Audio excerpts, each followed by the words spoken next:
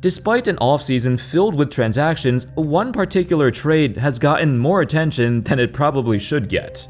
The Jordan Poole trade. Specifically, the trade the Warriors made to send him to the Washington Wizards in exchange for Chris Paul.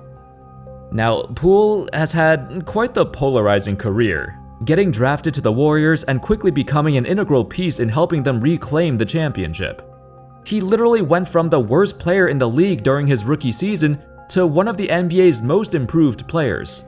There was a time when everyone thought Poole will take over as a future cornerstone of this franchise. I mean, for a while, he was better than Klay Thompson. And as the Warriors' core fades into the sunset, we really did think he would be the next guy up. Safe to say, things have changed. Despite his newfound success, he's been on the receiving end of some awful things. Not just the punch from Draymond Green, but it seems like nobody likes him. Not even his own teammates, who said he didn't have the right to be brash. He even got guys like Dame, who doesn't even know him, say stuff like, "Oh, he's talking smack all the time." But is that really a good reason to hate somebody? Because they trash talk, like everyone else? Is it because he's young and other vets don't think he deserves to talk? Or is it his game that drives people nuts? When you're spectacular one night and be a complete detriment the next, oh, he's a headache sometimes. How's it going, folks? My name's Andy, and today let's examine the intricacies of Jordan Poole and what makes him such a polarizing player. And with all the hate he gets, is it justified? Let me show you some numbers. In the 2020-21 season, Jordan Poole averaged just 12 points a game in the regular season, but in the 8 games without Steph Curry, his production skyrocketed to 22 points a game on even better efficiency. You might think this was a small sample size, but it's been this way every season in Golden State. In the next year, the same thing happened, and the year after that too. He always tries to make up for the absence of Steph by scoring much more. Whenever Curry is not playing, Poole goes off, and it becomes a trend. But the numbers don't tell the whole story. Whenever Poole is on the floor without Curry, the Warriors are not a good team. In fact, in his last season in Golden State, they had a negative net rating with Poole on the floor without Curry. There were times when you can tell his teammates were clearly frustrated with him. He'd make boneheaded mistakes that makes you think, why is he on the floor? Other times, he looks like a legit superstar in the making.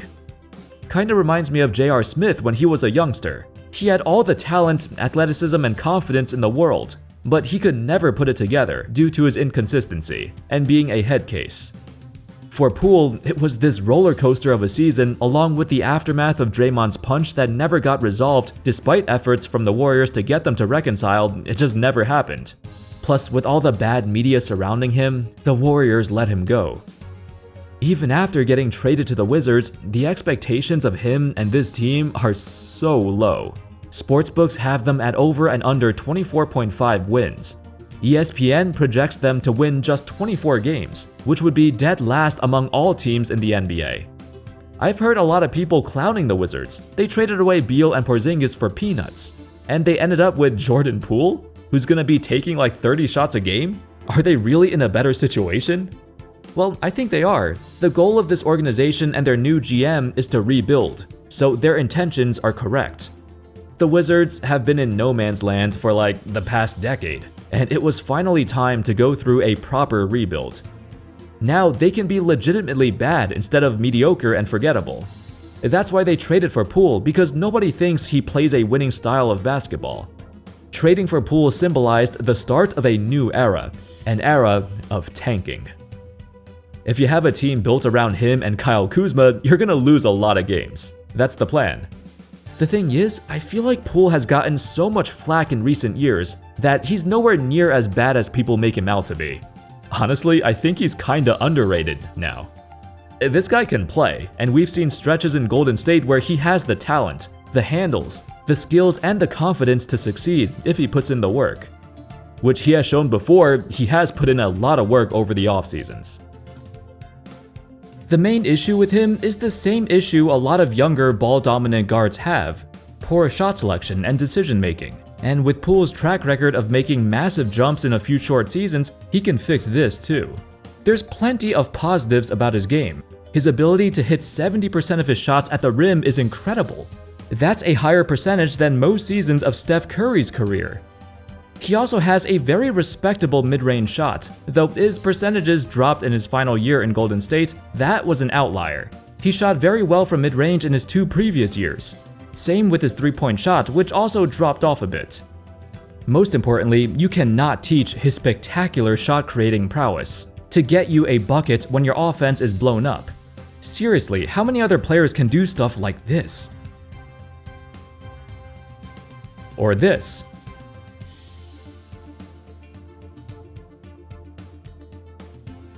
Or this?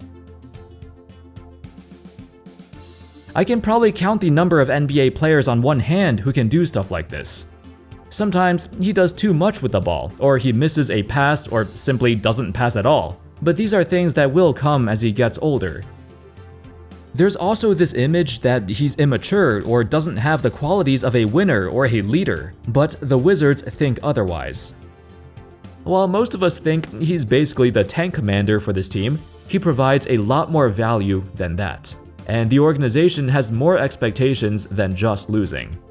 This is what Wizards coach Wes Unseld observed. Quote, "He just does a great job of pulling guys along, and he'll do it in the moment. We saw it this summer, just watching him just open run. He'll talk us through situations and orchestrate the offense, organize guys. If it didn't go well, he would pull them aside, start talking to them. This is what I want. This is what I'm looking to do." And it's a subtle thing, but it's a sign of subtle leadership.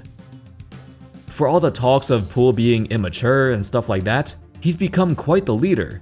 Regardless of his reputation, he's learned a lot in Golden State. When you get drafted to a team with a foundation for winning championships, he knows what it takes to win, how hard and strenuous it is to build a contender.